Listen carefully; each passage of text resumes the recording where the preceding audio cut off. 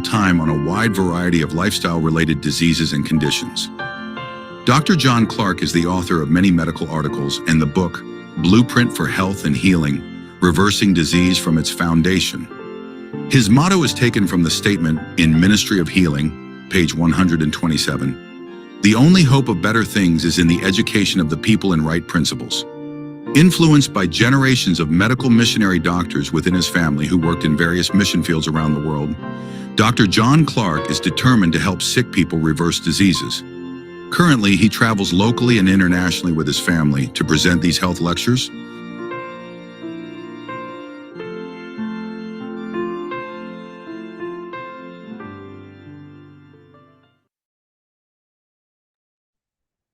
Welcome, Dr. Clark, and over to you. God bless. Thank you. It's good to be here with you all this morning and to think about health. I'm going to put up my picture here. There we go. And so I'm going to start with another word of prayer. Dear Father in heaven, as we share together, we covet your Holy Spirit. Without you, we can do nothing. Lord, we pray that you'll open minds, open blind eyes, open deaf ears, that we can hear what you want us to know this morning. We thank you in Jesus' name. Amen. Amen. Our title is Oil, the Ultra-Processed Food. Well, I like oil. I've always enjoyed oil. I like the flavor of oil. When I grew up, we had a lot of oil in our family in the form of this stuff. What is this stuff? This is margarine. And yes, we always had a tub like that of margarine in our refrigerator. And I lived my life using this kind of thing up until the information about trans fat became very prominent in the medical understanding. We realized that there was something wrong with these fats. And we read in Counsels and Diets and Foods, grains and fruits prepared free from grease. Grease. What's grease? Well, grease is sort of a thick oil, hey? And when I read this statement, I started looking at my margarine and thinking, grains and fruits prepared free from grease and in as natural a condition as possible should be the food for the tables of all who claim to be preparing for a translation to heaven. Well, I claim to be preparing for a translation to heaven and helping others prepare for translation to heaven. So why am I eating grease? And I went to the refrigerator and ran my finger through the product in that tub, and yeah, it looks like grease. It smells like grease. It feels like grease on your tongue. It tastes like grease. Well, if it looks like a duck and it quacks like a duck and it walks like a duck, it must be a duck, right? So, and the ingredients were a bit troubling here. Vegetable oil blend.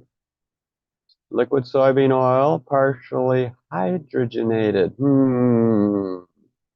See, when you hydrogenate something, you make trans fat, you make saturated fat, hydrogenated cottonseed oil, water, whey. Oh boy, that's not vegetarian. Let's see, salt, vegetable mono and diglycerides. Oh, that's complicated. Soy lecithin, potassium, and the list goes on. And so I said, I got to find something better. So I took the tub of margarine and I took it to file 13 and I deposited it there, right into the trash. Well, I looked around at the supermarket and there was something that caught my eye. Smart Balance. Wow, the word smart. That's you know, polishing of your ego, right? And non-GMO and supports healthy cholesterol levels supposedly. And so I thought, wow, let me buy one of these. So I bought one of those. I said, I'll have me some. This is a substitute, and it's got promise of good things. Well, then I looked at it and I says, well, this looks just as much like grease as the last one. It feels just as much like grease as the last one. But how can they be claiming it's good for you? How did they make it into grease without hydrogenation? So I looked at the ingredients: vegetable oil blend, palm oil, canola oil. Now wait a minute. Palm oil is grease to begin with. I mean, palm oil is a saturated fat. So the way they got their new tub of grease was that they chose grease from whatever source to begin with. They didn't have to hydrogenate it because it was already grease. So after considering and going back to my original quote, free from grease, I thought, well, this stuff isn't free from grease. And so, well, this one followed the last one into file 13. Whoop, right into the trash. Well, interestingly enough, the first one decided to change their ingredients too. And they changed it to purified water, soybean oil, and palm kernel oil and palm oil. So they went to the whole thing of using already saturated fats. So I looked around some more. I got to satisfy my taste for grease, my taste for oil, my taste for fat. And what am I going to put on my bread, and what am I going to put in my oatmeal and in my cooking? And I came across a product that this must be it. Squeeze Parquet. It's liquid. Comes in a bottle. And it must be good. Must be good. Well, so I bought a bottle. I tried a little bit. And then I looked more closely at the ingredients, and it was soybean oil. Well, we'll talk about that here in a little bit. But anyway, water and less than 2% of salt, hydrogenated. Wait a minute. Why the hydrogenated? Well, whatever the case may be, whenever you attempt to hydrogenate something, you always end up with some trans fat, twisted fats. And so I'm like, okay, well, I really don't want that in my body. And so I tossed that one away too. What am I going to do now? Started looking at other products in my refrigerator. Vegenaise. Well, what is Vegenaise? Expeller, pressed, hot canola oil, bunch of oil, filtered water, brown rice syrup. Oops, that's fermented. Apple cider vinegar, that is fermented. And soy protein. Oh, they put soy protein in there to try to make this. What's that? Well, you'll see from our lecture on MSG. That's your source of MSG. Anyway, it's really just fat curdled in vinegar. Well, that's not good. What kind of things does that make? So I thought, what am I going to do to, satisfy my taste for grease or for oil, for something that's maybe I even got a little salt with it. And I looked around, and then I came across something that I decided I liked and was not too bad. Made only with roasted almonds and salt and ground up. And so I went to using nut butters. And there's others besides almond butter, but almond butter's one of my favorites. Well, so that's my little introduction to my experience with oils and where it took me. And so I used to practice fairly conventionally. Here I am in my practice, and here's one of my patients. But now I specialize in lifestyle medicine.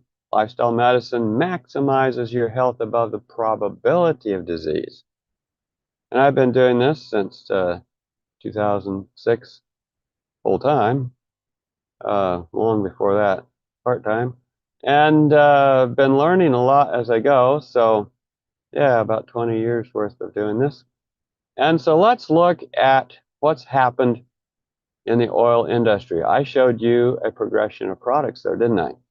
We started out with tubs of the old-fashioned margarine, then we went to Smart Balance, we went to Squeeze Parquet, we went Vegenaise, and so there's all these products hit the market with oils in them, and people are getting used to using more and more oil. And since the 1960s, where people didn't use much oil as compared to today, look where we are in 2022 according to this graph. And the oils that have been the most increasing are soybean oil and palm oil and rapeseed oil, which is really canola oil, and sunflower seed oil and palm kernel. So those top the list, and then peanut oil. So here's what's happened. Here's what's literally happened. The estimate per capita consumption of soybean oil, you can see the graph there, has increased by 1,000-fold since 1909.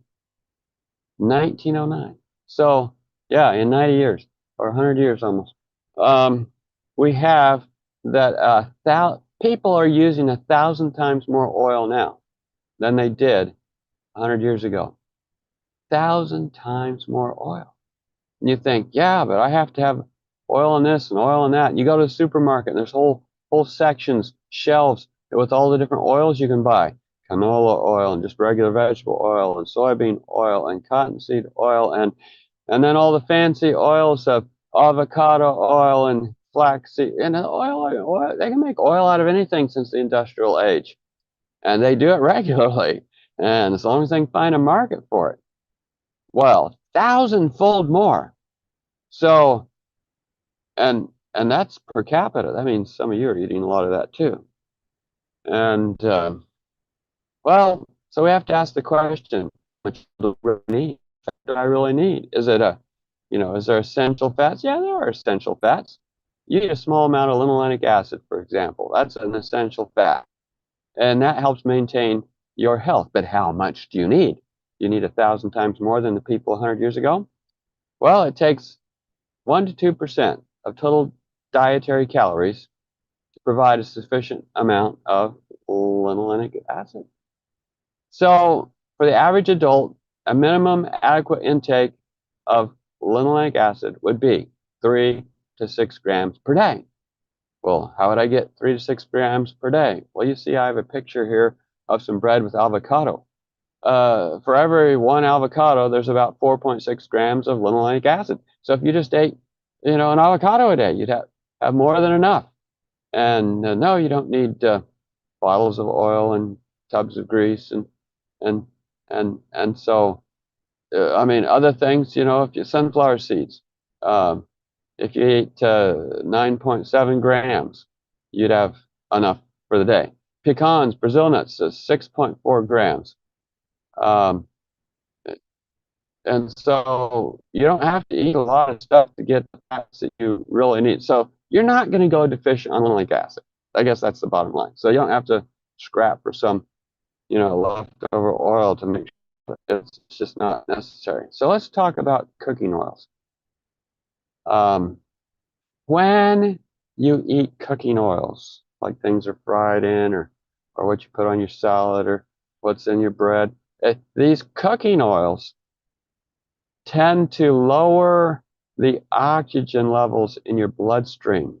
They make it so every red blood cell cannot carry as much oxygen from the lungs to the rest of the body. And this is a big problem, especially if you're already having trouble with getting enough oxygen or having your lungs work well. Another thing that happens with the frying process, if you fry these oils, is it makes histamines. Histamines are active in your lungs to cause asthma. They trigger asthma. They increase inflammation. These fried oils cause all kinds of problems for your lungs. And what's more, these vegetable oils tend to thicken the blood. That makes it hard to carry oxygen.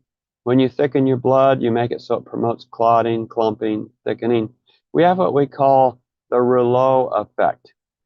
And so the more average cooking oil, which is largely omega-6, what's omega-6? Well, it has to do with the double bonds in the mono or polyunsaturated fats that are liquid at room temperature. And if the double bond is at place 6 between carbons 5 and 6, then, or 6 and 7, then it's omega-6. If it's omega-3, it's better for you. So here's what happens. The Western diet tends to focus on omega-6. And if you're a total vegetarian, you're getting all your fats from natural plant sources, your ratio of omega-6 to omega-3 will be about 1-to-1 or 2-to-1. In other words, for every gram of omega-6, you're getting 1 or a half a gram of omega-3. That's a good ratio. But the Western diet, with all the processed oils, you're getting 20 to 30 to 1 of omega-6 over omega-3. Too much omega-6. And it tips you toward inflammation. Now, oils thicken your blood. It makes the blood harder to pump. If it's harder to pump, what's going to be the outcome? High blood pressure. Make sense? Should make sense. Yeah. High blood pressure. Because it's hard to pump that stuff. And if you heat up those oils, you make them degenerate into trans fat. You make them degenerate into oxidation. You make it so your blood cells, blood vessels, don't respond to nitric oxide to relax. They won't relax. They call it endothelial dysfunction. It causes definitely hypoxia. That's that decreased oxygen in your bloodstream. And so you're in trouble. Cooking, heating oils pushes you toward anemia. Well, I thought I was eating the oil so I'd have extra energy. No, not the case. Fried foods make it so you have more inflammation and more anemia. What's anemia? Too low a blood count. And that also affects your oxygen carrying capacity. Now, one source of fats is your condiments. Condiments like pictured here: mayonnaise, mustard, ketchup, salad dressings. And these aren't good, especially when you mix the oil and vinegar. We talked about Vegenaise earlier, oil curdled in vinegar. And here we have Counsels and Diets and Foods 345. Salads are prepared with oil and vinegar. So those 2 ingredients. Think about those 2 ingredients. Fermentation takes place in the stomach. Whoops, that's not good. That means you're starting to rot from the stomach out. And the food does not digest, but decays or putrefies. What's putrefies? That's like roadkill. Along the road, you know how the animal just sort of decays? Yeah, that's putrefaction. And as a consequence, the blood is not nourished, but becomes filled with impurities. Your blood, the life is in the blood, but you lose the life out of the blood. And kidney and liver and kidney difficulties appear. Oh, that's from oil and vinegar. But yeah, and so we don't want that. Food prepared with condiments and spices inflames the stomach and corrupts the blood. Not a good thing to have happen. And a lot of these condiments are loaded with MSG, natural flavors, protein isolate. They love to make super flavors with chemicals like MSG. This fermentation is really an adulterated ingredient. And the excessive fat, well, that's back to that 1,000 times increased use of fats in our society since 1909. Not good. Now let's get back to this heating of oils. Whenever you heat oils, you make trans fat. Whenever you heat oils, you make oxidized lipids.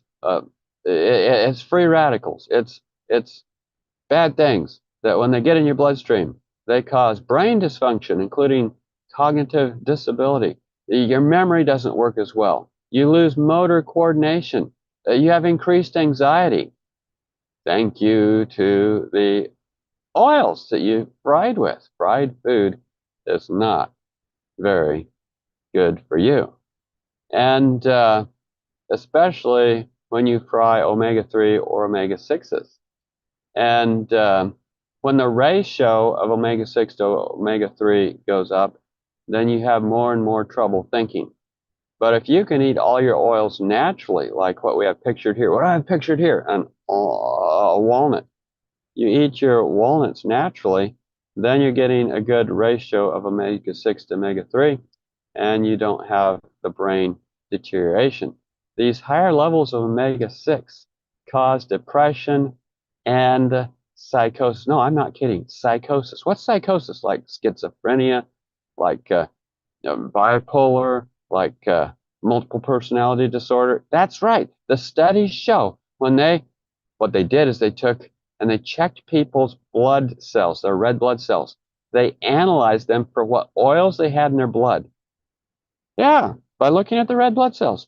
And those that had red blood cells with more omega-6s had more psychotic degeneration. They were crazier. I'm telling you, they were crazier. And so this is serious business.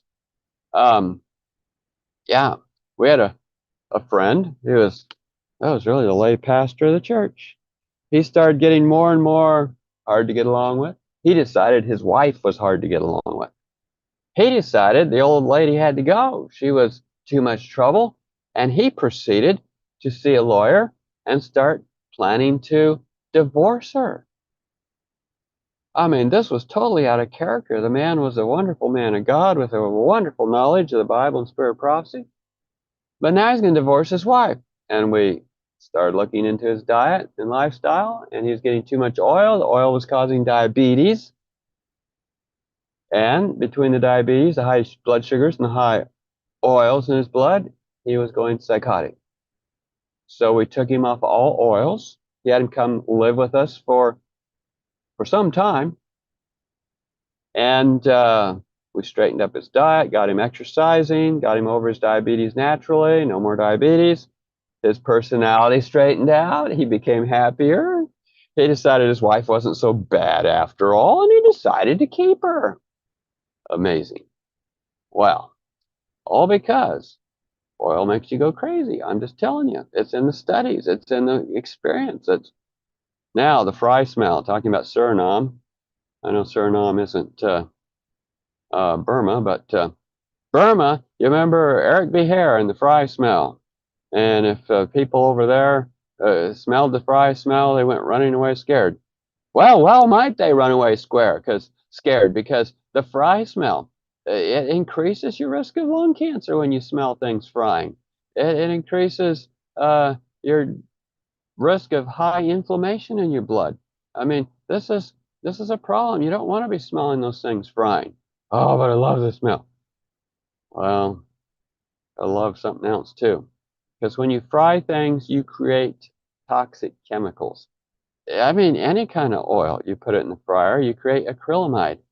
And especially when you have starchy foods that are loaded with oil and you heat them. These acrylamide byproducts are neurotoxic, meaning it's not good for your brain. They're genotoxic, means it's not good for your future kids. They're carcinogenic, that means you're going to get tumors from it. It's going to affect your reproductivity, make you infertile, and it's hard on the liver. We're going to talk about liver next time with fatty liver. It's hepatotoxic, and it's nephrotoxic. That's your kidneys, and it causes peripheral neuropathy. That's pain or numbness in your hands or feet. I'm working with a gentleman right now with terrible neuropathy. Guess what? I'm going to be taking out of his diet as soon as possible. You got it. Oils. I mean, why do we need 1,000 times more oil than they needed in 1909? It makes no sense at all. We become oil gluttons, oilaholics, and it shows. The other thing that happens when you fry, especially with oils and carbohydrates, is you make advanced glycation end products. Oh, that's a big bunch of words. Well, advanced means getting worse. Glycation means sugar coated. End products means it's your end, really. And so these oils formed in frying, called advanced glycation end products, these products cause diabetes, and they cause diabetes complications, which top of the list are amputations and blindness. It creates the environment for atherosclerosis. These advanced glycation end products stick inside your blood vessels. Cardiovascular disease. It increases the inflammation in your body and you get rheumatoid arthritis. These advanced glycation end products, because you mixed oil with your carbohydrates, causes Alzheimer's disease. Does anybody here remember what Alzheimer's disease was? Oh yeah, that disease where you forget. All right, aging. And you want to age quickly? Use more oils. In fact, you know all those crazy skin spots you get as you get older? They're largely due to using oils. You take the oils out of your diet, and 70% of them will go away. I've had people switch their diet to what we're talking about in our other lectures on diet, getting away from oils, and the old person spots go away. How's that for wonderful skincare? Yeah, yeah. And so, and speaking of skin, you're much more likely to have autoimmune diseases and skin reactions, like here, things like psoriasis, when you have oils in your diet. They stir up inflammation. And so getting rid of those oils out of your diet is your way of fighting autoimmune diseases, of which many people don't realize what autoimmune diseases they have. I mean, even atherosclerotic heart disease is a result of autoimmune inflammation. And it's really an autoimmune disease, if you please, in that sense. All right, so let's talk about lipid peroxidation. Oils are lipids. Peroxidation means the oxygen made it into a free radical. When you heat vegetable oils, corn oil, for example, it increases liver inflammation because of the lipid peroxidation. It increases gene degeneration because those oxidized lipids and those free radicals go and change your DNA. It attacks your DNA. It oxidizes your DNA. And you end up with changes in DNA. And what are the most common problems with changes in the DNA? Cancer and, autoimmune disease. So these autoimmune diseases, for example, are like ulcerative colitis. So using vegetable oil increases your risk of autoimmune ulcerative colitis by 150%. Oils are one of the big things for ulcerative colitis. There's 4 things that increase ulcerative colitis. Oils, top of the list. Yeast, such as nutritional yeast. Chocolate, that's a bad one. And vinegar. Those 4 things, especially put together, will give you ulcerative colitis. Now, oil will make your prostate enlarge. When your prostate gets bigger, you can't pee. When your prostate gets bigger, you're in trouble. The risk of having an enlarged prostate that won't let you urinate is 20% higher for using vegetable oils, 27% higher for using polyunsaturated vegetable oils, 31% higher for a total high-fat diet, and 32% higher for fish oils. I thought fish oils had some benefit. Do the omega-3? No, not so. You see, all these oils are not helpful. Look at the red box at the top. We have lard. Now, that's not good. We know that's not good. But coconut oil is just vegetable lard. Same problem. It's going to increase your fat in your body and cause impaired learning and memory. The omega-6 soybean oil, high-fat diet, same thing, and impairs learning and memory. Olive oil, if you eat too much of it, impairs your memory and learning. And then your hydrogenated vegetable oils. The only ones that are helpful are omega-3s from vegetable sources, not in large quantities, but as we said, if you're eating a total vegetarian diet, get most of your fats from natural sources in your food, like nuts and seeds and avocados and so forth, then you will have the right ratio of about 1-to-1 or 2-to-1 of omega-6 to omega-3. And in such cases, it improves cognitive function. Coconut oil does not improve cognitive function. Science does not bear out that Alzheimer's is helped by coconut oil, as the myth has been perpetrated by the media. So if your goal is to lower your oxidative stress and inflammation, coconut oil will not be your helper. It increases inflammation in your body, just like lard, just like beef, just like butter, just like shortening. Coconut oil inflames arthritis, increases joint pain index by 27%. So if you already have arthritis, it's going to make it more painful. And intensifies morning stiffness in your joints. Coconut oil, with all its fat, can send your cholesterol skyrocketing. I had a family call me, "Oh, Grandma's not doing well." I said, "What's the matter with Grandma?" "Oh, her cognitive decline has come back, and she's not thinking well." And we took her to the doctor and took her blood, and they checked her cholesterol, and it went up to 269. Wow. I said, "What'd you do different?" We talked about 6 months ago about what to do for grandma. What have you done different since we talked? Well, we listened to this medical missionary on YouTube and they said use coconut oil. So we started using coconut oil for her. Voila. I mean, what is coconut oil? Look at here. How much saturated fat by percentage? Beef is 50%, lard is 39%, coconut oil is 82%. There's more saturated fat in coconut oil than in lard or beef or dairy. And so you're not helping yourself. This is grease. G-R-E-A-S-E. And this is a problem. So when you use saturated fats, let's do a comparison here. Notice total cholesterol on this graph on the y-axis up the side there. Cheese, vegetable oil, and nuts across the bottom. If we eat cheese, which is saturated fat, cholesterol goes up to 251. If we use vegetable oil instead of cheese, calorie for calorie exchange, get rid of the cheese, bring in olive oil, for example, or canola oil or whatever, vegetable oil, then it'll go down by 23 points from that. But if we substitute calorie for calorie instead of cheese or olive oil or canola oil, nuts, it goes down by 41 points. And so you want to eat your foods as unrefined oils coming from natural sources. If you eat refined oils, they absorb much earlier on in your small intestine. We'll talk about this more with cholesterol when we talk about cholesterol in 2 weeks.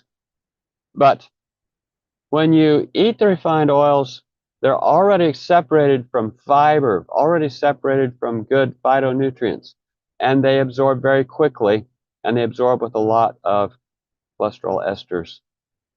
Now, if you eat naturally occurring oils, yes, all avocados, nuts that you have to chew, that kind of thing, seeds, then the oils aren't absorbed till the end of the small intestine, and they're not absorbed with as much cholesterol. They're absorbed more with phospholipids. And this makes it so your cholesterol comes down. Yeah. So you want to eat oils that still are packaged the way God packaged them. Like flax seeds instead of flax oil, like corn instead of corn oil, like soybeans instead of soybean oil, like olives instead of olive oil, like, yeah, you get the idea. Now, the brain is especially affected by oils, and Parkinson's is there in your brain. And the risk of Parkinson's disease increases by 20% for each additional serving of vegetable oil, 50% for each additional serving of olive oil. Wait a minute, I thought olive oil was better. I'll give you a talk.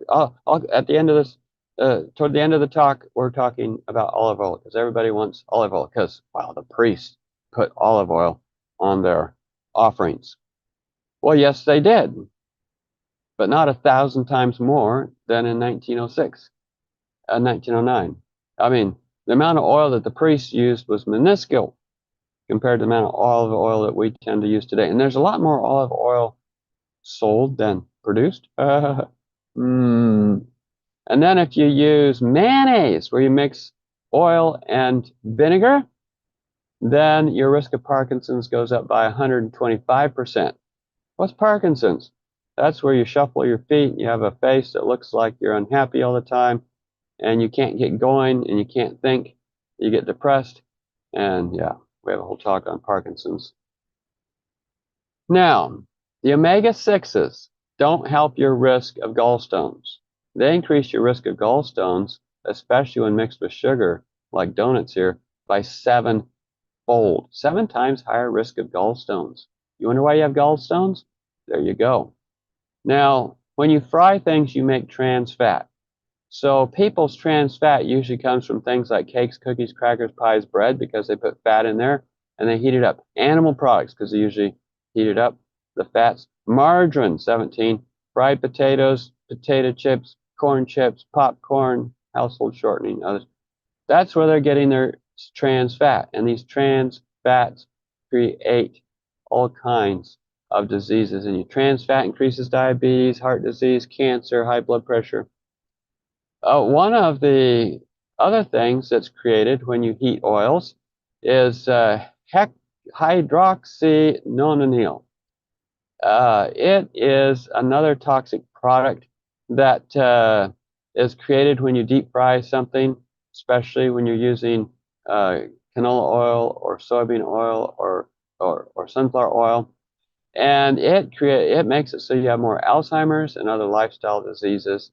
It's a big. Notice which oils create the most hydroxynonenal, extra virgin olive oil. You can't heat those oils up. You make toxic products. That's not good. Especially these oils are isolated from their original place where they should be. Where should they be? They should be with the rest of the plant product. So you should be eating the whole flaxseed with all its fiber, not just flax oil. You should be eating all olives with their oil, not just olive oil. And let's get back to this Alzheimer's and oil thing. Vegetable oils, when they're heated, they create this hydroxynonenal, and this increases Alzheimer's, type 2 diabetes, fatty liver, and heart disease, all these things. Now, more toxic products. Now look at this picture. The guy's squirting oil into his fry pan. Look at the title, Toxic 3-MCPD. This is what made me go to put this talk together. This right here. I was listening to another physician on YouTube talking about 3-MCPD and how it is in all the oils because it's created during the processing of cooking oils and also when you fry. So when you buy a bottle of oil off the shelf, it already has toxic levels of 3-MCPD just because of the way they processed it. And what happens is it increases with frying, the amount of heat you use in frying, the amount of time you fry, the amount of salt you put in the food as you're frying, all increase 3-MCPD. That's 3-monochloropropane 2,1,2-diol esters. And so this stuff is carcinogenic. That means it causes cancer. Genotoxic. That means your kids come out funny. It causes male infertility. And renal damage. That's your kidneys. It's bad news. When I heard about this, I'm like, and people use oils all the time, and yet it's in the product on the shelf. Terrible, terrible. I mean, what is oil? Well, what is sugar? It's highly refined, something from sugar beets or sugar cane, or now we have all kinds of other fancy things we can make sugar out of. But anyway, it's highly refined from something else. What is oil? It's highly refined from something else. It's highly refined corn. How many ears of corn does it take to make a tablespoon of oil? Something like 13. Could you eat 13 ears of corn? That's a lot of trouble. Yeah. Could you eat a tablespoon of oil every day easily? Oh boy. And so, no, this stuff isn't good. And we like this refined stuff. Aren't we refined people? Shouldn't we be eating refined food? Well, I don't know about that. So, all this frying creates free radicals, oxidative damage. And this is the source of tissue degeneration. It makes it so you have more trouble with, here's a lady with arthritis, rheumatoid arthritis, all from increased tissue free radical formation, increased inflammation. So think oxidative stress. So I was studying bread. I wanted to know why Ellen White talked about the problem of putting milk in bread. And I wondered, well, what about other things that go in bread? And is it the yeast that's causing the degeneration of the milk or whatever else? And so I started studying bread, and I found a very interesting article. I found a very interesting article on bread and how much oxidants it had in it. And I looked at the ingredients of the bread, and the bread had no oil. Well, then I saw a second article by the same team in which they studied bread with oil. I said, I wonder why they made two articles out of this. One, an article on bread without oil and its level of free radicals, and one with oil with its level of free radicals. And then I discovered, comparing the two articles, that bread that you just put a little oil in has 10 times the amount of free radicals, 10 times the amount of oxidative stress, just by putting oil in the bread. And so when you put oil in your bread, you increase the risk of cardiovascular disease, rheumatoid arthritis, psychological disorders by 10 times. So you want to make sure you're not putting oil in your bread. It's not made to be heated up in that bread. It's not made to be with the yeast. The yeast degenerates it too. Now, what happens when I use oil? Can everybody see my slide here okay? Everybody seeing what I see here? Hopefully, because if you don't, maybe you have macular It's okay. degeneration. Because We see macular, I'm just being a bit humorous here. If you can't see my slide, you might have macular degeneration. High vegetable oil intake increases the risk of macular degeneration by 36%. Why do we have so much macular degeneration today compared to 1909? 1,000 times more oil in the diet. It affects the liver and kidneys. We've been talking about this. The way it does it, though, is it makes it so you end up accumulating more fat around your organs. We call it visceral fat. That's very dangerous fat. Canola oil is especially bad for visceral fat and increasing diabetes, heart disease, and kidney failure. And guess what? For heart disease, your vegetable oils are no better than lard. In fact, they're worse than lard. Compared to lard and other animal fats, these vegetable oils coming in bottles on the shelf elevate the risk of coronary artery disease by 120%. Wow, that's a lot. That's more than doubling the risk of heart disease over lard. We know lard causes heart disease, but your vegetable oils are much worse. All right. Should we go back to lard? No. We should eat no manner of fat of ox or lamb or whatever, according to Deuteronomy, right? Or Leviticus. Okay, so here's the thing. Notice on the right, I have some interesting pictures of oil on water. Does oil and water mix? No. So what happens if I put oil on my food and it goes down to my stomach? Can the water-based enzymes and acid and so forth reach my food? No. You've just protected your food from digestion. What then happens is, see, the oils are not digested until the small intestine. And since they're not digested until the small intestine, you can't remove the oil until after, where the carbohydrate is supposed to be getting digested and the proteins in the stomach. And so you end up with undigestible food. You end up with malnutrition, but you end up with a boatload of oil that goes in your bloodstream. So you don't get the carbohydrates, you don't get the proteins very good, but you do get the oils. And so, well, what about if I put oil in my salad? Well, then you can't digest the salad. You lose the nutrition from the salad. What if I put oil on my potato? Then you can't get the digestion of the starches in your potato. Very good. It just makes it so your food cannot digest that oil coating. You don't need all that oil. All that oil is just going to affect your ability to digest the food. Now, the more oil you use, the more it messes with your hormones. The more it messes with your hormones, the more likely you are to be infertile. Women using lots of oils, infertility goes very high. It suppresses the immune system, makes it so that your immune system doesn't fight things like viruses that would cause cancer, viruses that would cause COVID. Dietary oils inhibit the natural killer cells' activity. It makes it so they can't go to work to help scan for things. And people using more vegetable oils have trouble getting over their COVID. They call it long COVID. It makes it worse. Oil quadruples your risk of breast and stomach cancer. That's right, quadruples.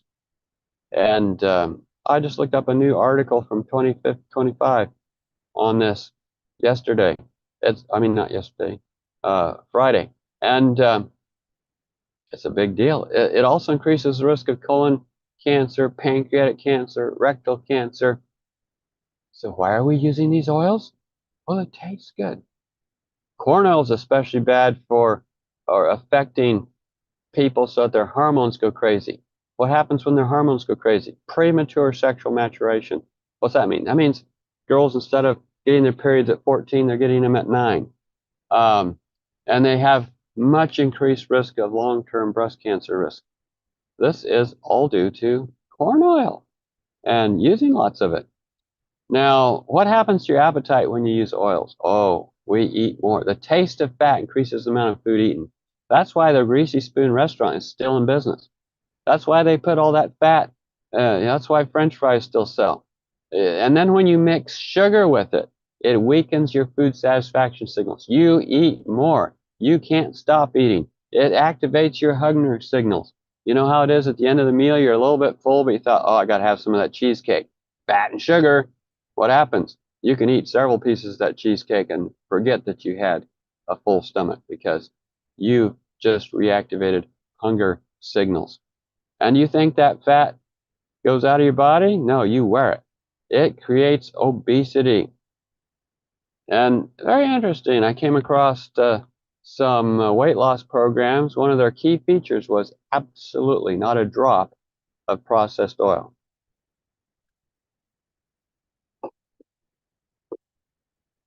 Very practical. And so obesity caused by eating a high-fat diet is associated with nerve injury in the weight appetite control center of the brain. This results in a loss of self-control.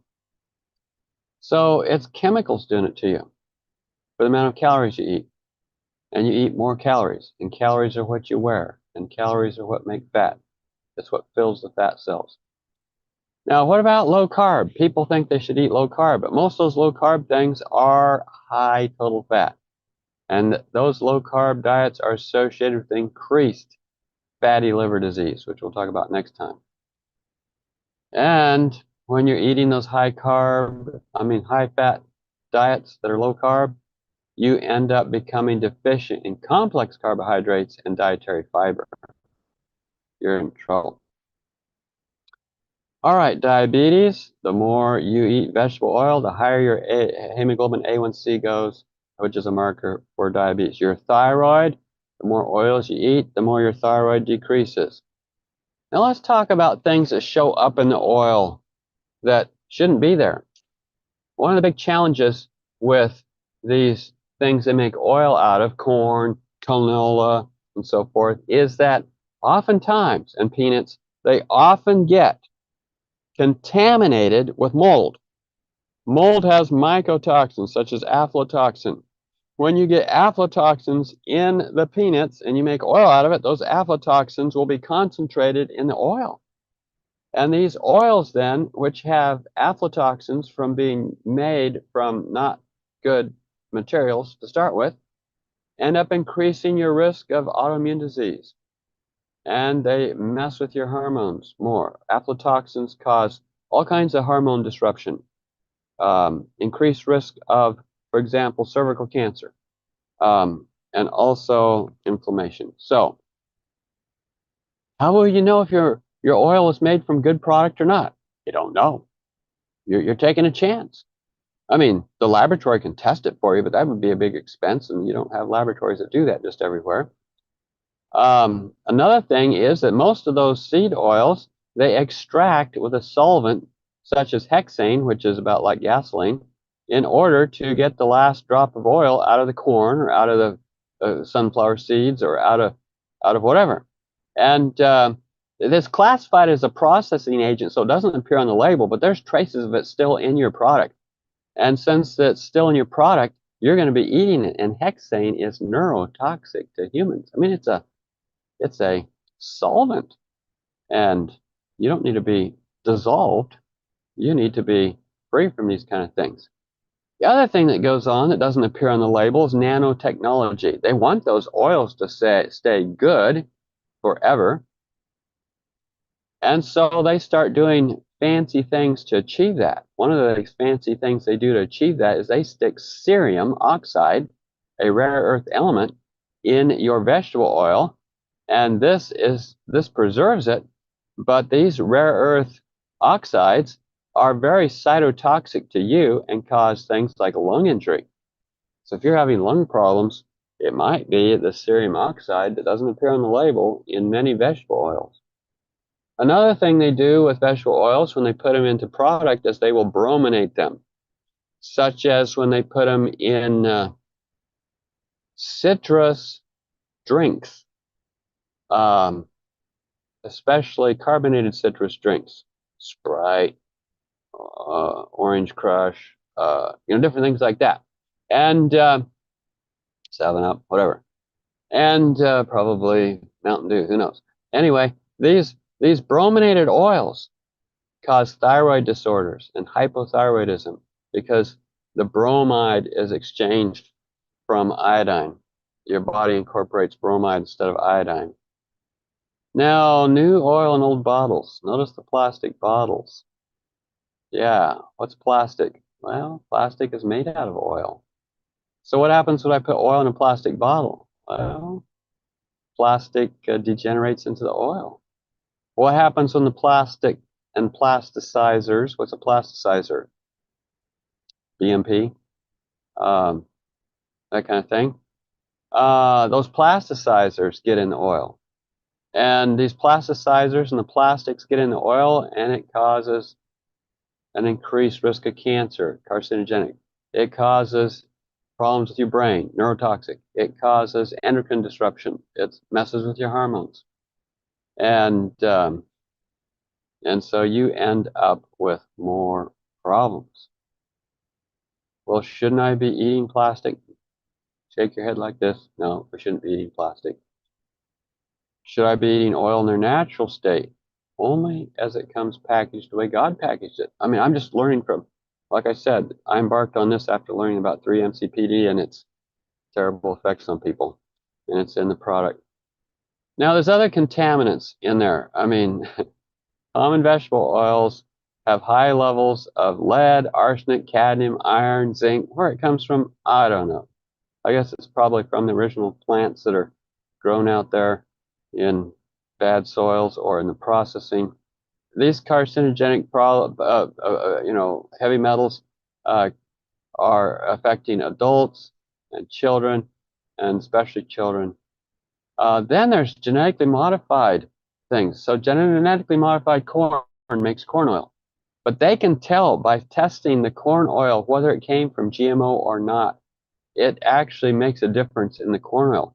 GMO vegetable oils. Now, we'll have to talk about where these come from. But GMO vegetable oils, genetically modified vegetable oils, contribute to several tissue derangements, including liver congestion, necrosis, and bile duct hyperplasia, kidney congestion, hemorrhage, and glomerular sclerosis. Common GMO oils are soybean, corn, canola, and cottonseed. There you go. Now, how long does my oil last on the shelf? Not as long as they claim. Here's a chart from a research article listed below. So, for example, almond oil. Usually they give it a best use before date of 14 months. Okay? Time and storage, months, 14 months. But how long does it really last? 3 months. 3 months. Yep. There we go. Avocado oil. They say it'll last 13 months. How long does it really last? 7 months before it goes rancid, before it's got free radicals. Hazelnut, macadamia nut, grapeseed, rice. Notice walnut oil at the bottom. It doesn't even last 1 month, and they say it'll last 12 months. So these oils do not last as long as they claim. Which the only one here that came close was macadamia nut oil.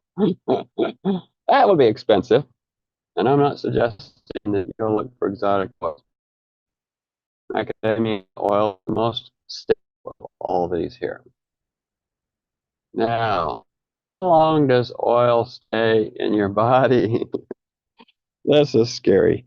I had a friend a doctor friend like me, who started studying trans fat and said, we got to quit eating trans fat. Told the family, you got to quit eating trans fat.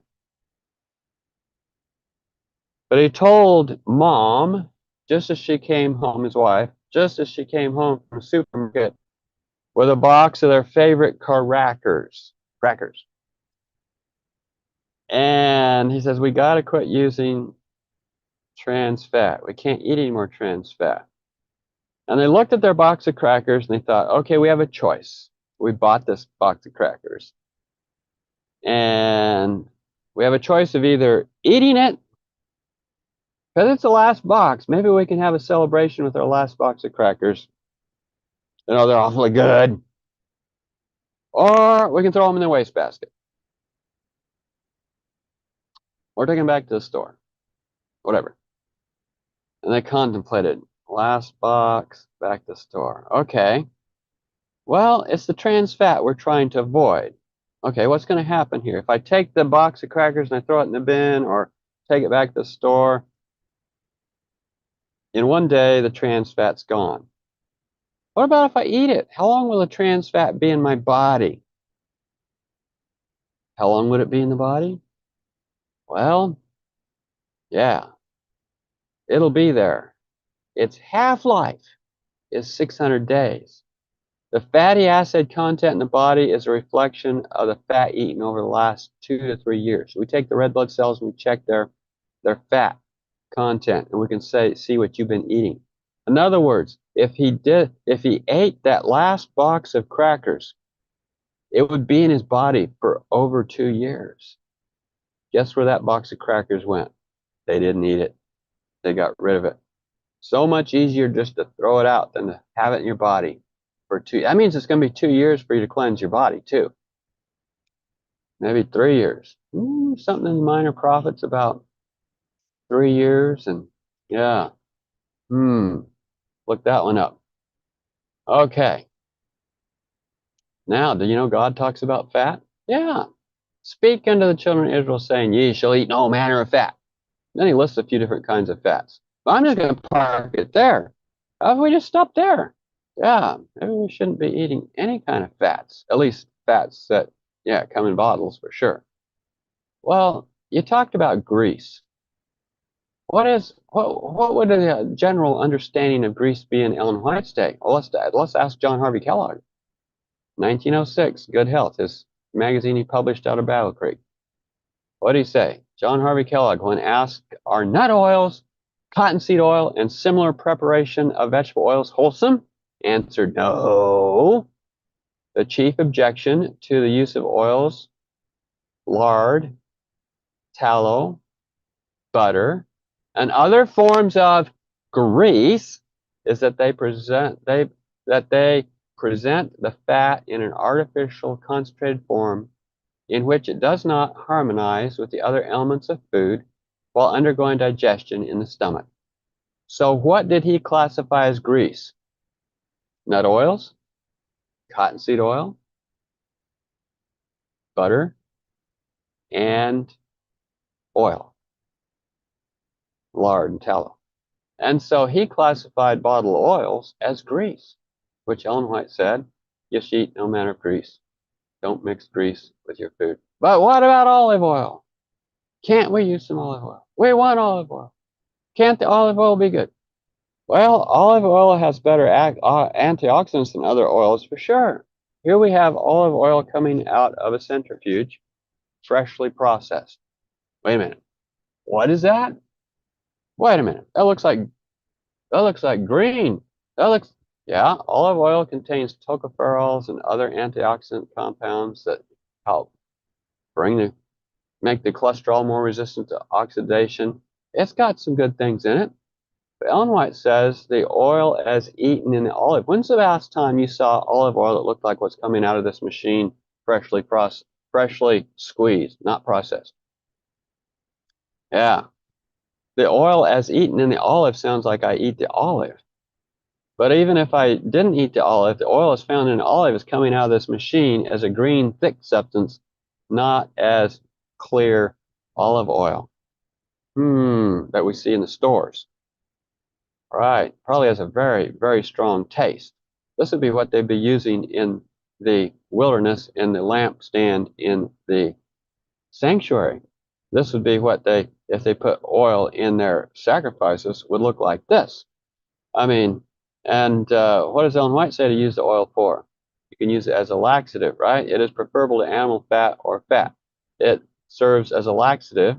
Its use will be found beneficial to consumptives, people who have stomach problems, and it is healing to an inflamed, irritated stomach. All right, so let's just get into the olive thing a minute.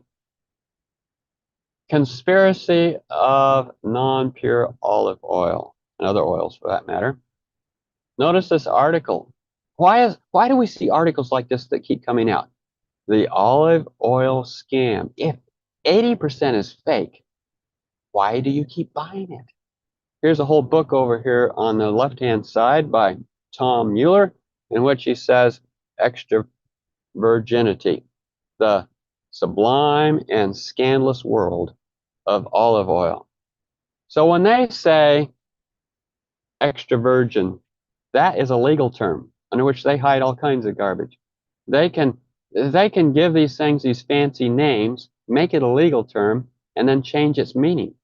And what you and I would think of as extra virgin olive oil, appearing here coming out of the centrifuge, they call this stuff that's clear and light yellow in the bottle extra virgin. How can that be? Well, it's the scam. Definitely a scam. And what is the actual nutritional value? It's refined, processed. It's very stimulating as a fat. Let's look here at our label, nutritional facts. Okay, serving size 1 tablespoon. Not a large serving. I mean, well, it is a tablespoon of fat, but anyway, that's 15 milliliters. How many calories? 120. How many calories coming from fat? All of them, 120. Okay, so it's pure fat. Oh, no, I would suspect that. Okay, total fat, 14 grams. Oh, well, that's probably your 15 milliliters. 15 milliliters of oil would weigh less than 15 grams because only water weighs 15 grams for 15 milliliters. So that's the whole sum of it. Saturated fat. Yeah, there's saturated fat in olive oil, 2 grams. Trans fat, 0 because it's unprocessed, at least unheated. Polyunsaturated, 1.5. Monounsaturated, 10. Okay. Interesting. How much cholesterol? None. Sodium. Notice at the bottom, not a significant source of dietary fiber. Where'd that go? They threw it out. Sugar, vitamin A, vitamin C, calcium, or iron. So is it nutrient dense? No, just pure fat. Well, let's compare that to a candy bar, like a Babe Ruth candy bar, all right? And if we look at the Babe Ruth candy bar, what's the serving size on this one? It says serving size 1 bar, calories 280, calories from fat 130. Oh, it's less than half fat. That's a lot better than the olive oil. All right. The serving size, though, is much bigger. So if the serving size is 1 bar, then and the total fat is 13 grams, and it's half as much fat as olive oil, so the serving size must be twice as big. So we can cut these numbers in half. So really, compared to olive oil, it would have 6.5 grams of fat per serving, not 14. And all right, sodium, and it says it has some calcium and it has some iron, and it has some fiber, and it has some protein. Well, which is a more junk food?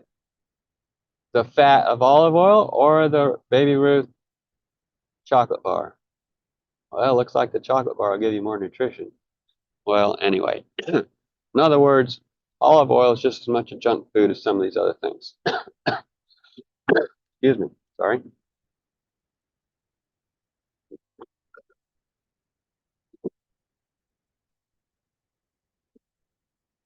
All right, let's talk about healthy substitutions as we close down here. Making healthy substitutions. So you want to quit using oil. What do I do now? I got all these oils and I'm using all my recipes, and how do I deal with it? Well, for baked goods, a lot of times you can just skip the oil. Like bread, you can skip the oil. But you can also, if the reason oil was in the bread was to make it more moist, you can use purees, like from fruit or vegetables, applesauce, pumpkin puree, zucchini. Ever heard of zucchini bread? Yeah. Pineapple, dates, carrots. Carrot bread? Yeah. Carrot cake? Yeah. And so these will help keep it moist. Or you can use nut and seed butters, like the almond butter I talked about earlier. Other seed butters would be like sunflower seed butter or sesame seed butter, also known as tahini. Other nut butters would be like like, well, there's not a lot of nut butters other than almond butter. Peanuts are not really nuts, but you can use peanut butter. Peanuts are not real great, but because they're hard to keep them from being moldy. But you can buy cashew butter. That'll raise your cholesterol, but it's going to be better for you than any of these other processed oils. You can get mixed nuts, like at Sam's Club, you can get, or Costco, you can buy mixed nut butters. They'll have like 5 different nuts in it. You can make your own nut butters, or just put nuts in a blender with the water that's going to be made into your thing. You can add 2 tablespoons of soy flour for 1 cup of flour. It'll give you natural fats there. So soy flour. For frying and sauteing, you can saute in water most of the time. Or you can air fry or bake. Skip the idea of having to do it on top of the stove on a frying pan. If you're making spreads, you have our nut and seeds butters. You can use avocado, mashed olives, olive pate, for example. Or you can use Love Your Heart butter. What's Love Your Heart butter? Well, that's a recipe. It's on our website. You go to my website and you'll see this. Website is northernlightshealtheducation.com. But butter substitutes, Love Your Heart butter. And so this takes advantage of cornmeal mush. You make your cornmeal, 1 cup of boiling water to 1/3 cup of cornmeal, well cooked. And then you add in a blender, 1/4 cup of water, 1/2 cup of cashews, 3/4 tablespoon of salt, teaspoon, of salt, 1/3 cup coconut milk, and then you blend it until it's real good. And cook cornmeal on the top stove, blend cashews, water together, and blender until very smooth. Add coconut milk to keep blending going if needed. And then blend all ingredients together until it's creamy smooth. There's even a simpler one called corn butter. One of our friends said they figured this out. It was great. They take a can of drained non-GMO organic corn or frozen corn, 15 ounces. Add 1/4 can of coconut milk, 1/2 teaspoon of salt, blend it till it is creamy smooth. And that's one of my son's favorites. My wife doesn't like butter, so she doesn't care for either one of these because it tastes like butter. There you go. All right, so corn butter. Summary, vegetable oil. Oil is a highly refined product lacking in essential nutrients and fiber. It increases the risk of numerous modern lifestyle diseases, including obesity, with no redeeming nutritional benefit. It's residue toxic chemicals left over from processing, it's contaminants, and what happens to it when you cook with it are a hazard to your health. It's better to get your essential fats from their natural sources where God placed them, combined with phytonutrients, enzymes, vitamins, minerals, fiber, antioxidants, and enticing flavor. Make whole food your source of nutrients and avoid modern lifestyle diseases associated with refined processed foods. All right. And so my website is northernlightshealtheducation.com. If you go to written materials in the bar over on the left, click on it. Under written materials, you'll have an article that I sent out a few weeks ago on my newsletter. It's posted there under written materials on my website. And it's oil, the ultra-processed food. All right, I'm going to go back now and I'm going to unshare my screen and turn off my PowerPoint and come back to Zoom. There we go. All right. Thank you so much, Dr. Clark. And that was a mouthful, and it's a lot for us to digest. And I guess we have to go back to our cupboards and throw out some things and resolve to become healthier in how we take care of our body. All right, so I placed in the chat the guidelines for the questions so that we don't go off, we don't divert from what we're here to discuss today, because we've learned a lot. So if you do have a question or a comment, kindly limit it to what is being discussed today. We're talking about oils. Please let your questions be based on oils. Any other thing, you can email us at contact@macyglobal.org or the Gmail link that was given there. Okay, we would like it to be direct as it relates to oils. All right, I know some of you have a lot of questions as it relates to what you do at home or what you don't do when maybe you need some guidance there. You can go ahead, raise your virtual hand, and we will take you in order. Thank you.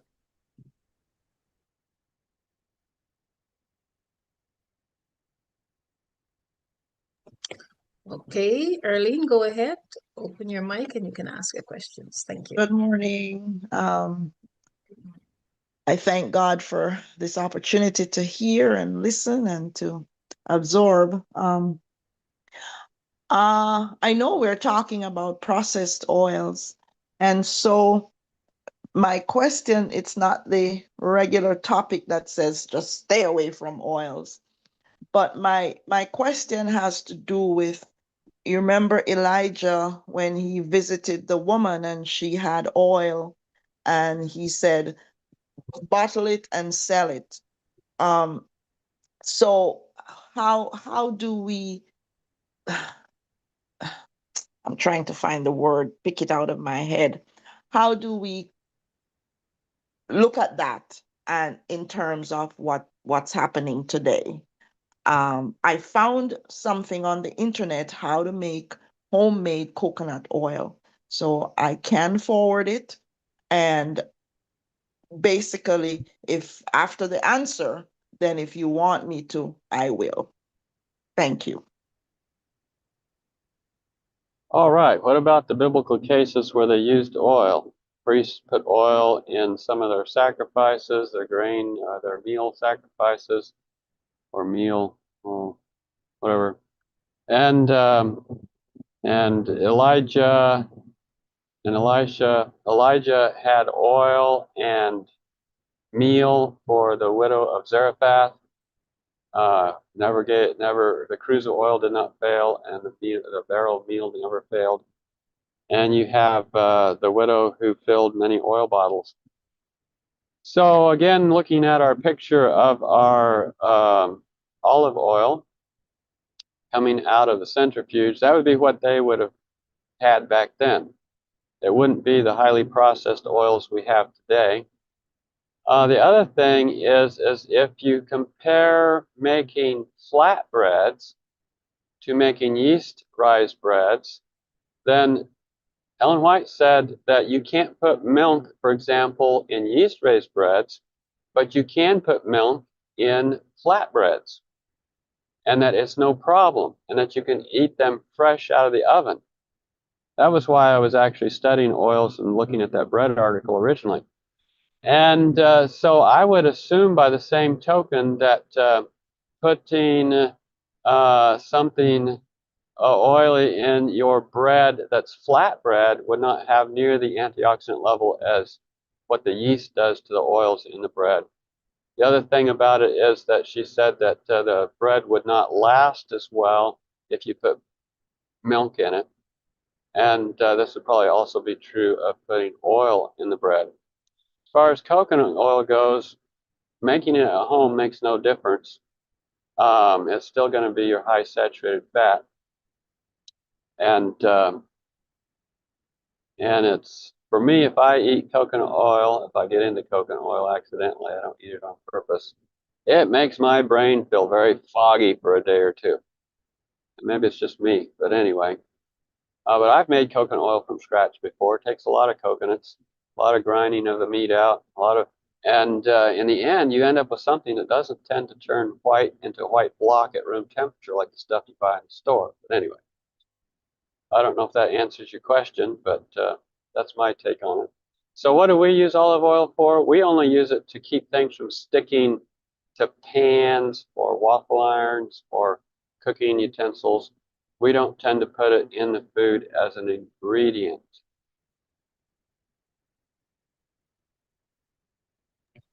Wow. Does it answer your question, Sister Arlene? Okay. While you were presenting, there is someone here on YouTube who asked the question, I don't know at what point, but it says, what causes your ferritin levels to be high and can it be lowered? Right, that's totally off topic. Maybe we won't go It there. is? Okay. Okay, great. All right. Maybe that person can put it in the group chat and maybe the answer can be there. All right, we have some hands raised, and the next person's question or comment we'll take will be Brother Stefan. Go ahead, unmute, and you can ask a question. Thank you. Hi, good morning. Good morning. You hear me clear? Yes. Okay, my question is, well, I went to the doctor or the hospital and they give me some statement whereby pertaining to an issue that I normally trouble with. Um, when I went and did the ultrasound and everything, they told me that the reason why I am having a set of pain in my main part or private part is because I have a lot of vein there. Um, what has happened is that when I lift a certain amount of heavy stuff, it will start paining either immediately or a day after or so. Um, but I want to know if there's a cure for it because what they told me is that they can do a surgery on it, but it cannot be done now because it is at stage four. Stage one, sorry. They only can do surgery on it when it reach at stage four. So right now it's still at stage one. So what are your response or answer? If you want, I can forward Uh, the paper so you can have a look on it. So you will have a more better idea of what I'm talking about.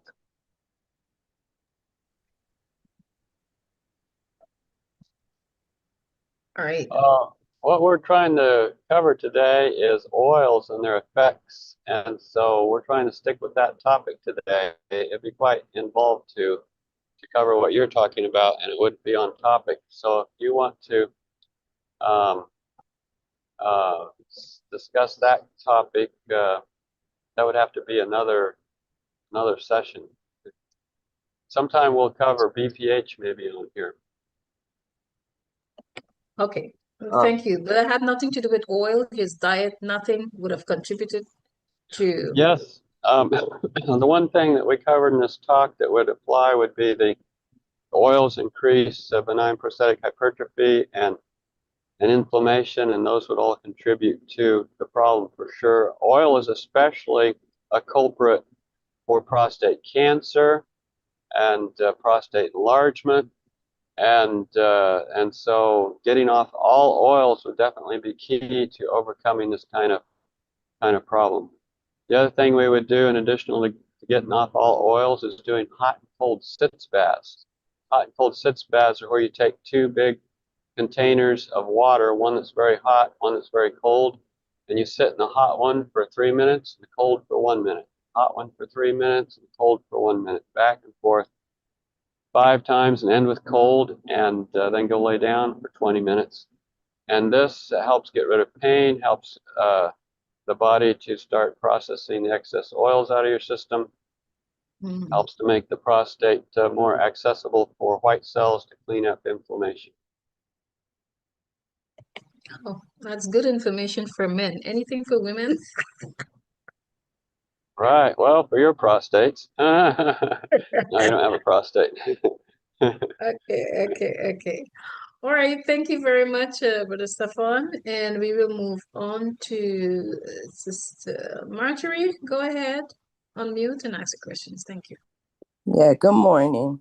My question is using coconut oil as a skin moisturizer as detrimental as ingesting it? No, using it on your skin is fine. You're not going to absorb any significant amount into your body that way, and it makes a good thing for your skin. Thank you. You're welcome. Interesting. Thank you. Okay, Dermela, you can unmute and ask a question. Yes, good morning. Thanks for taking my hand. Well, Sister Marjorie asked part of my question. I was about to ask about the use of oil on the skin. I know the topic is ingesting oil, but what about oil pulling? What is your thoughts on oil pulling in addition to using it on the skin? Or you're putting it in your mouth and holding it there for a while. Yes. It's not something I've ever gotten into. Obviously, you're going to swallow some of it. I don't know that I've seen, and I have looked, I haven't found anything in research to back up any the effects that are claimed by the people who promote it. So I don't really have a strong opinion as far as to tell everybody they can't do it, shouldn't do it, or to tell them they should do it. But I don't do it myself, and I don't promote it. Thank you. Thank you very much. Yes, you're welcome. Thank you too. Hello, Malinga. Go ahead. Thank you. Good afternoon. It's afternoon this side. Over there it's morning. I was relieved, at least towards the end of the presentation, when the doc suggested alternatives. Like the first sister was saying, hey, here we go now. No oil whatsoever, because some of us thought things like olive oil were safe, but from the presentation, it looks like all oils, as they are in the current state, we would better stay away from them. But I was really relieved when the presenter presented certain alternatives. I'm not a cook, and I wish my wife listened to this, but I think it was very helpful to note that there is some kind of alternative. Thank you, Doc. You're welcome. And if you go to my website, you can download the article, and those substitutes are all listed there with the recipes. Or you go to my recipe section on my website, you can download those and other recipes. Yeah, substitution is sort of the key. You don't want to just keep eliminating things. Pretty soon you won't have anything to eat. True, true. Thank you. And we have the last hand raised so far. Okay, we have another. Sarah, you can go ahead, my dear. Greetings, everybody. So I have questions that are following others, but the first one is that one of woman of Zarephath who had the woman of Zarephath who was going to make bread, and she had only little flour, and she with little oil. That she's going to make her bread and for her and her son, and they're going to die.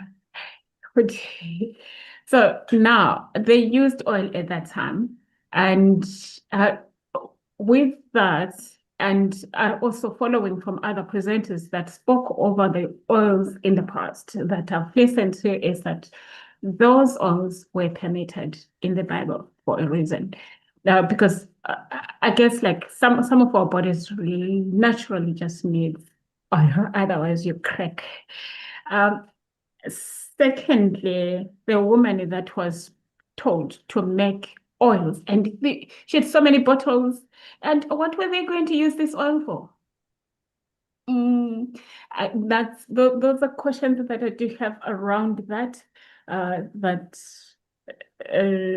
When God had told them that she must make oil, obviously they were going to utilize this oil to make their breads, to to cook, to make their salad. They're not supposed to, they made salad at that time. And then the other one is the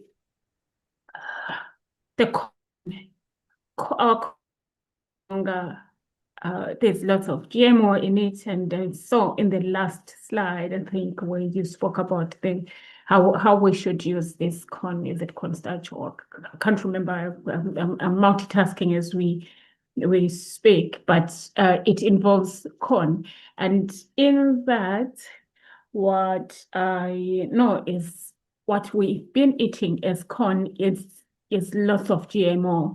So to entrust ourselves in the corn itself, it's again leaning on the GMO side. So I might as well just eat the oil.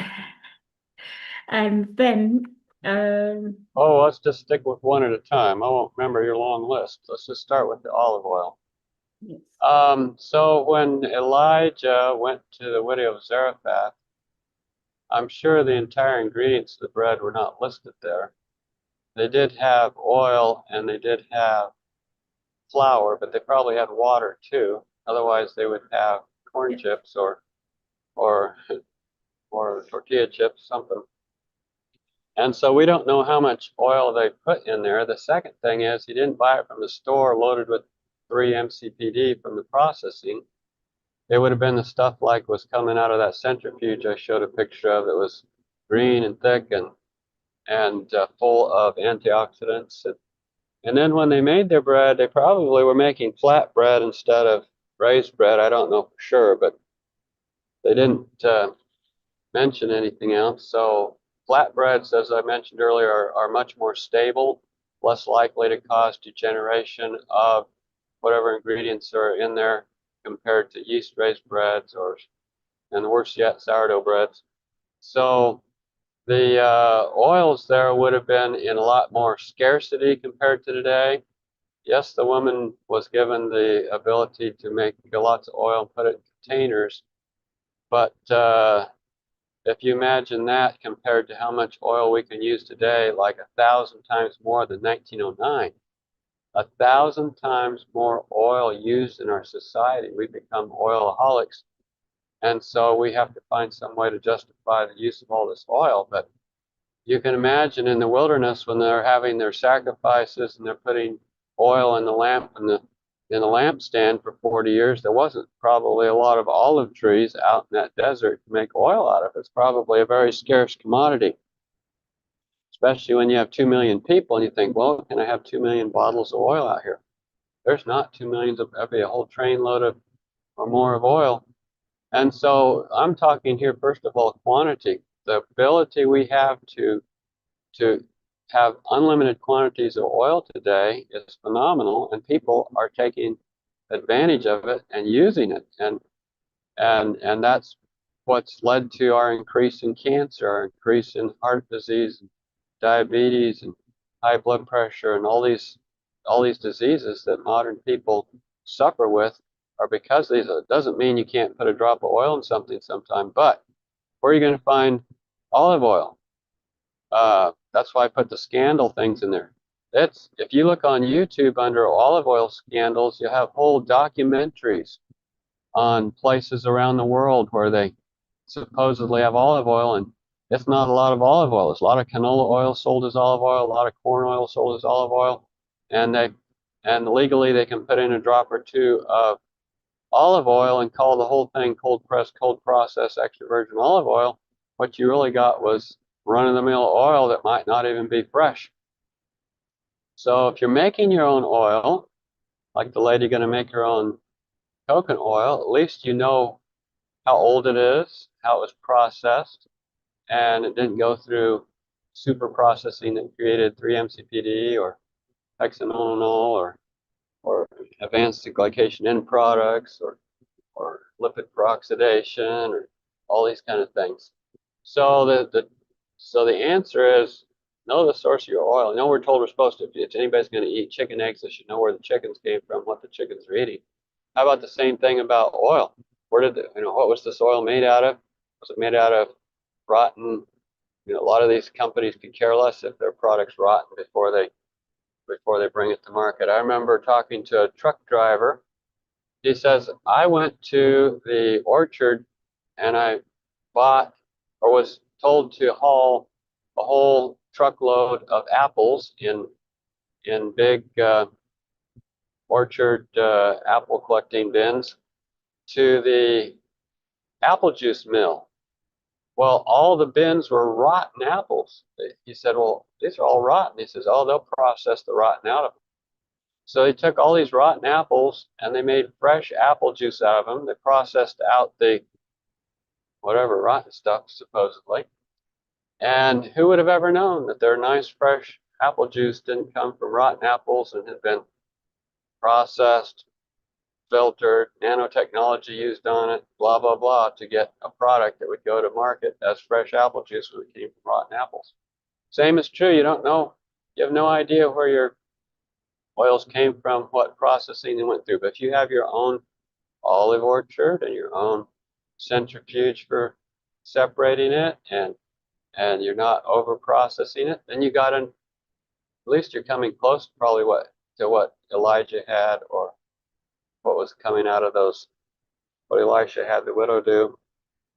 Anyway, I don't know if that answers your question about that. Corn oil is definitely a problem. It's hard to find corn that isn't genetically modified, especially in the States. And a lot of times the corn sits in big bins and gets moldy before it ever gets processed. This is a huge problem worldwide with the exporting of grains going on barges across the ocean. Countries that have to import most of their grains end up with large problems with aflatoxins in the grains because they have molded over the ocean as they came in those wet conditions. And this happens in these big cement grain bins that a lot of this grain is stored in. So when you get corn and corn oil, you don't know how old the corn was, whether it got wet and it's moldy. And I grew up on a wheat farm, and we had bins that went moldy. We still sold them to the granary, you know. It's like, yeah, because we're expected to go for animal food or something. But anyway, I don't know if that answers your question, but there we go.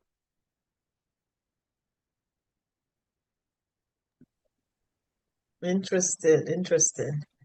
Before we take Mark's hand, there is a quick question here, Dr. Clark. Someone is saying in their country, olive is not grown. Is it okay to use coconut oil that is homemade for things like preventing sticking and like when they do the gallbladder cleanse?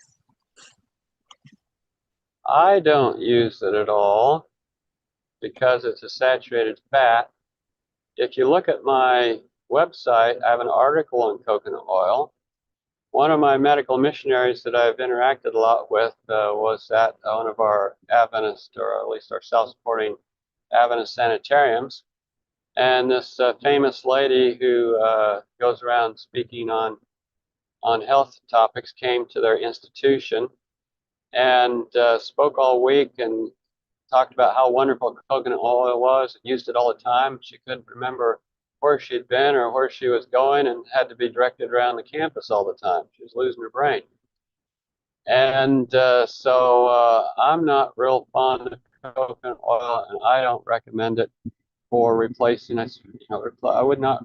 It's vegetable lard essentially, and it has all the same challenges. It raises your cholesterol. I mentioned the lady that the grandmother that family started feeding coconut oil to, and their cholesterol went really high, and their dementia signs and symptoms started increasing. I wouldn't be using coconut oil. I wouldn't use it as a substitute for olive oil. And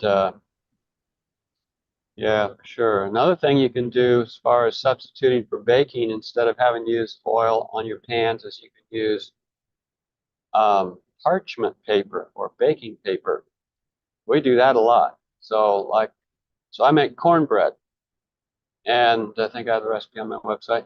And I put parchment paper into the pan so that the pan is completely lined with parchment paper. Pour my batter into the parchment paper, and then when I'm done and it's out of the pan, I can just take the cornbread out of the parchment paper, leave the parchment paper behind, and some of the very surface edge of the cornbread that's brown stays stuck to the parchment paper, so you're not getting parchment paper in your cornbread. And so you left behind everything that's related to the parchment paper. Anyway, another thing to do for substitutes. Great, great. But it is advised that we can use the coconut milk Yeah. in baking or cooking. Yes and no. I mean, if you're suffering from dementia, I certainly wouldn't. And coconut milk is not just grated coconut blended up. It's more like pressed coconut. And so it isn't 100% of the whole product of coconut. So it's still a bit refined. It's, but we use a little coconut milk in seasoning. Okay, but if you have the coconut and you do everything from scratch, you can go that way. You use the whole product, yeah. Stick the whole Okay. coconut in the blender and make milk out of it. Then Yeah.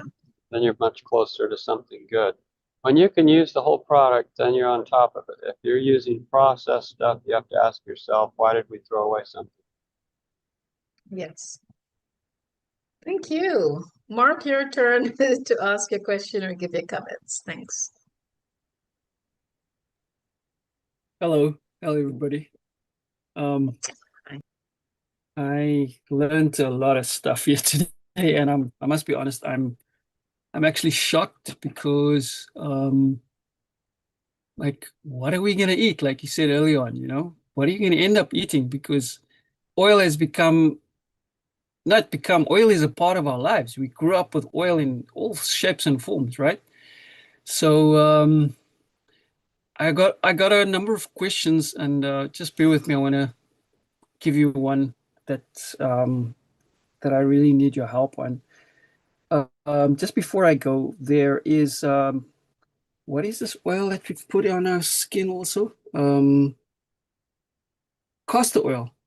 Is that a good or a bad thing to do? Put on your skin? I put 100% castor oil on my skin. Is that a Right, topical oils are fine. Castor oil improves lymphatic drainage, and so that's a benefit of it. And we use it for some cases where we're having trouble with lymph drainage. And we use it sometimes as packs on things. At least this is from research. There's other things people use castor oil for, but it's all topical. Castor beans themselves are highly toxic, so it is a highly processed thing. People don't usually use it as a food. okay? So, but you can use it on your skin and you'll be safe. Yeah. Okay. And then Doc, what do you do with I mean, I'm a lover of French fries and popcorn, and for that you need oil.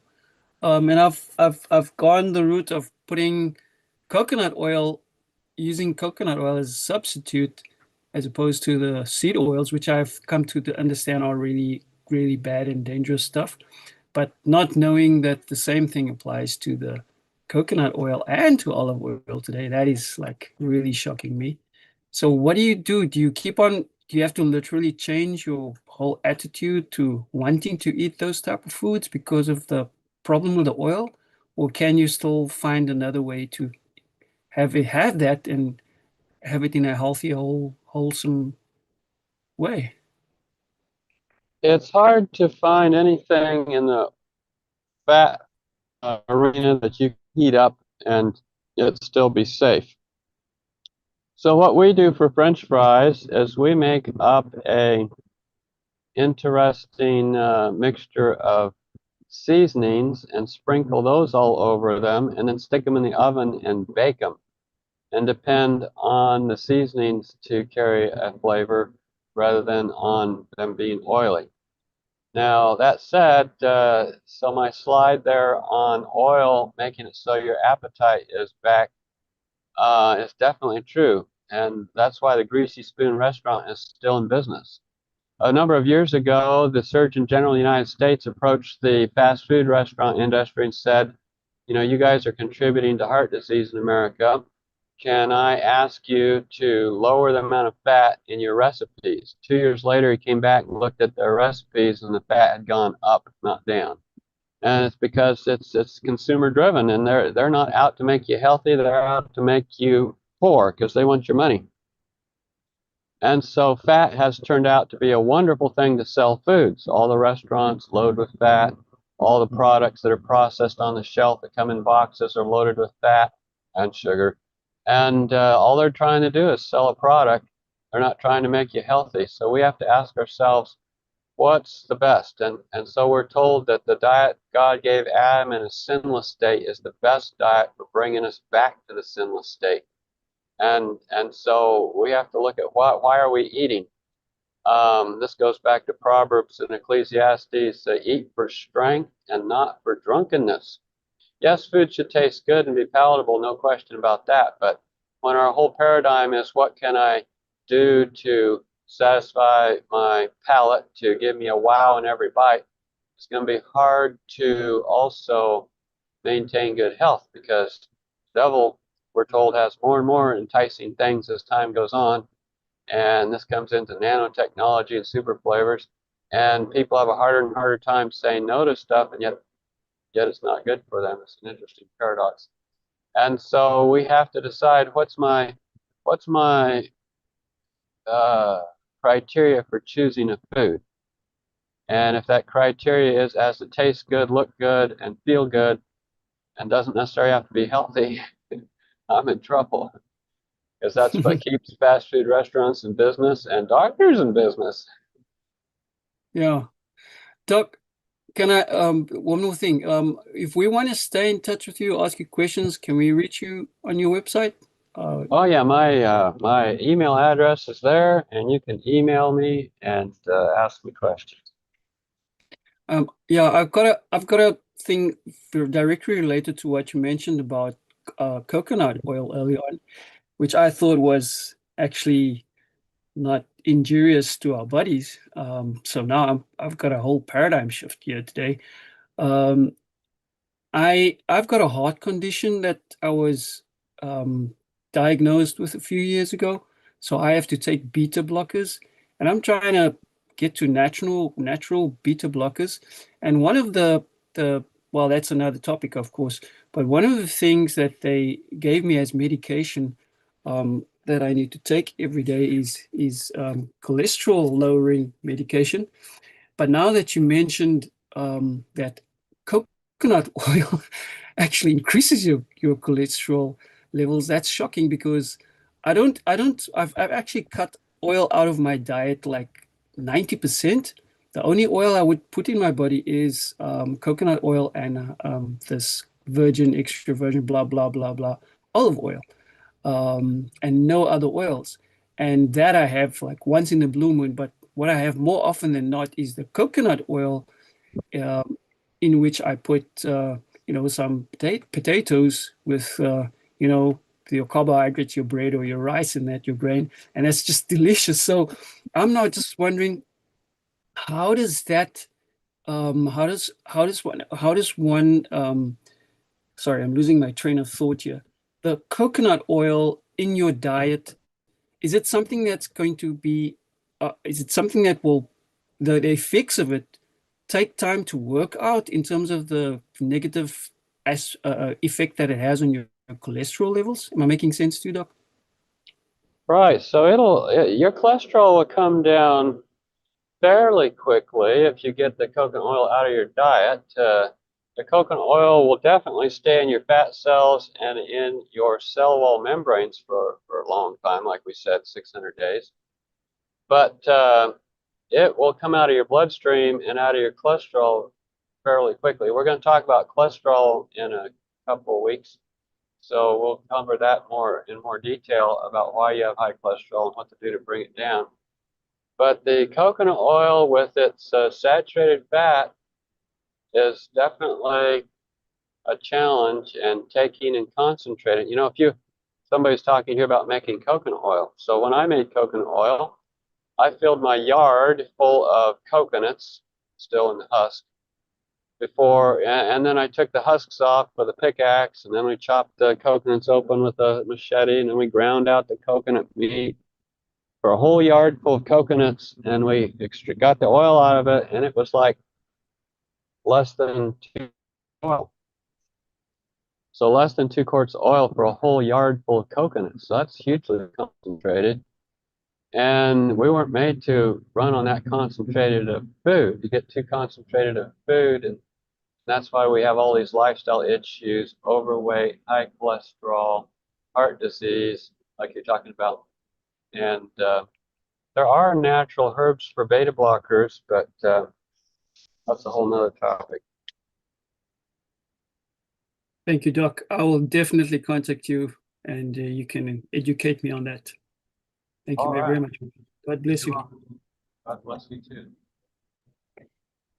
Thank you very much, Dr. Clark, and everyone who participated, and everybody who was very respectful and you work with the guidelines as much as possible.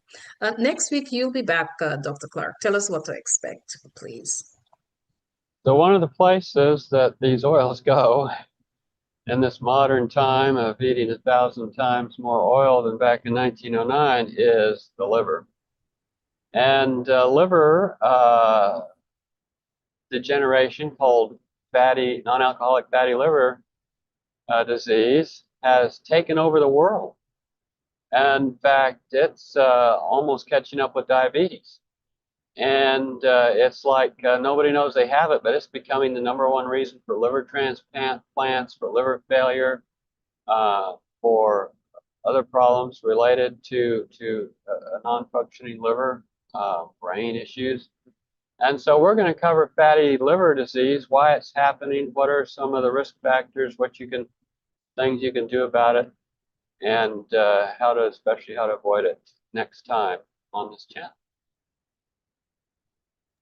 Thank you so much. Don't miss it next week, same place, same time, and come a little earlier so that we can participate together with our little prayer session. Okay? When God's people come together and pray, things happen. Mountains can be moved. Jesus said that. All right. In closing, I will ask Elder Malinga to close us in a word of prayer. I don't see Pastor here. So thank you. Elder Malinga is still on. Let's see. Yeah. Yes, I am. Thank you. Can I go ahead? Let's pray. Our God and our Father in heaven, we want to thank you that you love us so much that you care about our health as well. As your servant shared ideas and knowledge, all of us, if not all of us, most of us were shocked that we indulge in things that do more harm to our bodies. It may be a difficult lesson to take, but Lord, we pray that you guide and direct us so that our health indeed can be what you intended to be. Bless your servant and bless everyone in this group, dear Lord, as we dismiss. In Jesus' name, amen. Dawn? Amen. Yes, my dear. Dawn, One minute. is this One